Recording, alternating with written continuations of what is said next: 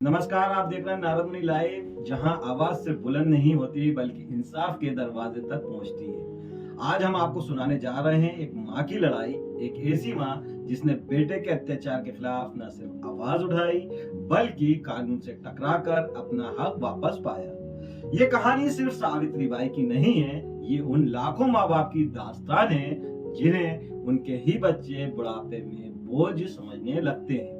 चलिए आपको लिए चलते हैं सीहोर, जहां एक माँ की आखिरकार न्याय की पुकार बन गई।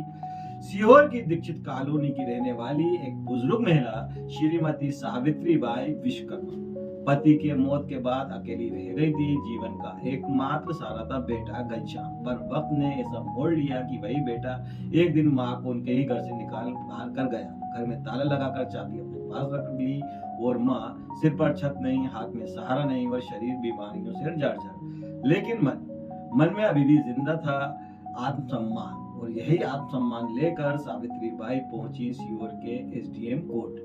सोचिए, माँ वो होती है जो अपनी रोटी आधी कर देती है पर बच्चे की थाली में प्यार पूरा रखती है। माँ वो होती है जो ठंड में खुद ठिठुरती है लेकिन बच्चे की रजाई में गर्मी ढूंढती है। और जब वही माँ घर से निकाली जाए तो सवाल सिर्फ इंसानियत का नहीं, इंसाफ का भी उठता है। सावित्री बाई का मामला एसडीएम सीहोर तन्मय वर्मा के पास पहुंचा और फिर जो हुआ वो उम्मीद की मिसाल बन गया।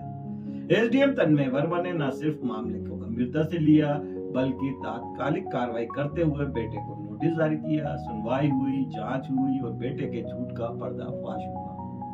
आखिर माँ को उनके घर की चाबी वापस दिलाई गई। सिर्फ चाबी नहीं बल्कि बेटे से 20,000 रुपए की राशि भी दिलाई गई।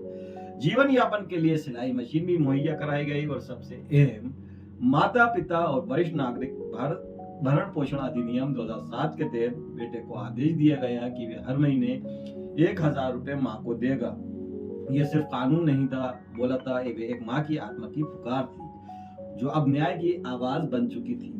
ये फैसला सिर्फ एक कागजी आदेश नहीं है, ये उस माँ के सम्मान की वापसी है जिसे बेटे ने दरकिनार कर दिया था। और सावित्री बाई अपने ये सबूत साबित कर दिया कि अगर माँ चुप्पी तोड़ दे तो कानून भी उसके साथ खड़ा हो जाता है।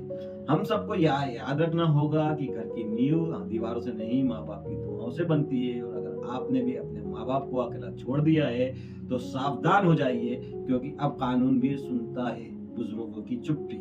आप देख रहे हैं नारद मुनि लाइव, जहां सच बोलता है और हक पूछता है।